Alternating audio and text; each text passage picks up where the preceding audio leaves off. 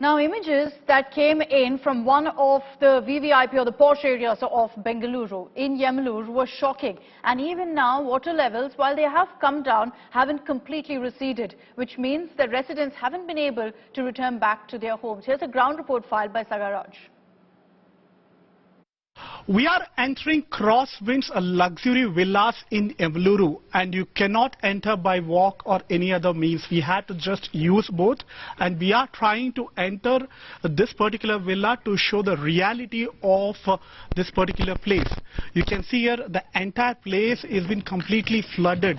It was up to 12 to 14 feet according to localites when there was unprecedented rain on Sunday night.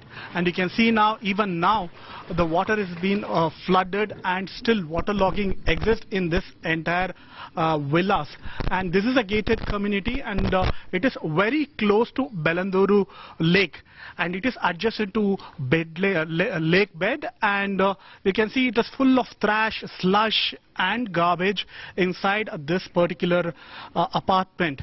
And what we also get to learn is the compound which was adjacent to the lake was broken when the water started to flood more, and the water started to enter here.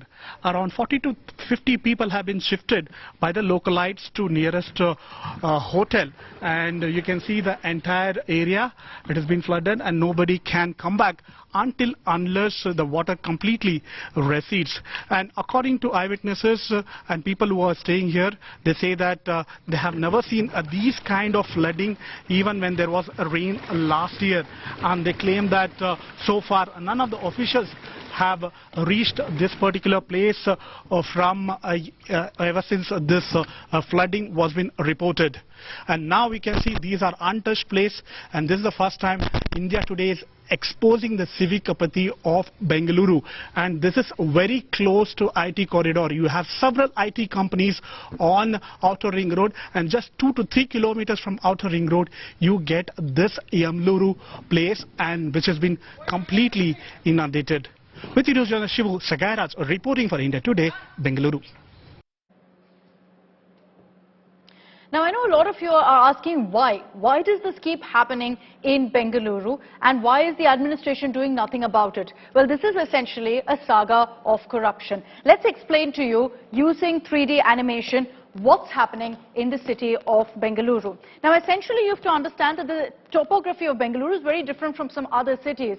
Cities like Chennai, Mumbai also see torrential rainfall, but you don't see this level of inundation. Bengaluru essentially is like a valley between two rivers, and within this valley there are lots of lakes. Now, if you look at the construction that's happened, the valleys around these lakes have been completely encroached, which has altered the original topography, and minor drains that led up to this lake, which allowed natural flow of water, it's completely disappeared.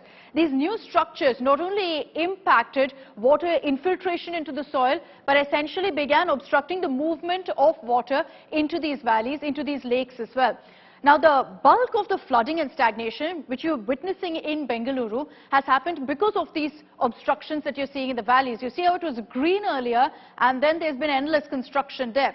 Now, there were a few instances also of flooding outside of these valleys, very few. It's only isolated cases of stagnation in the ridges, and that's largely because of another problem.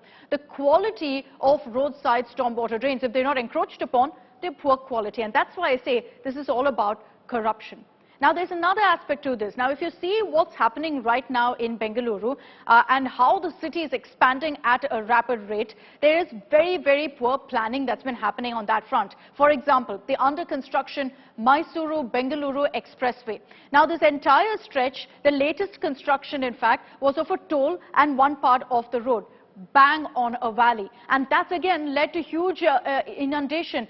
This visualization actually shows how the landscape has changed because of this expressway and this toll gate being constructed in the middle of the valley. Lack of planning, and it's led to all along the Mysuru-Bengaluru Expressway unbelievable flooding and inundation, which has resulted to the floods that we've seen in many of these parts as well. Let me take this across to a reporter on the ground to show you what I'm referring to here. If you look at the clear topography of Bengaluru and currently the situation, old Bengaluru, as it's referred to, is fine. It's completely dry.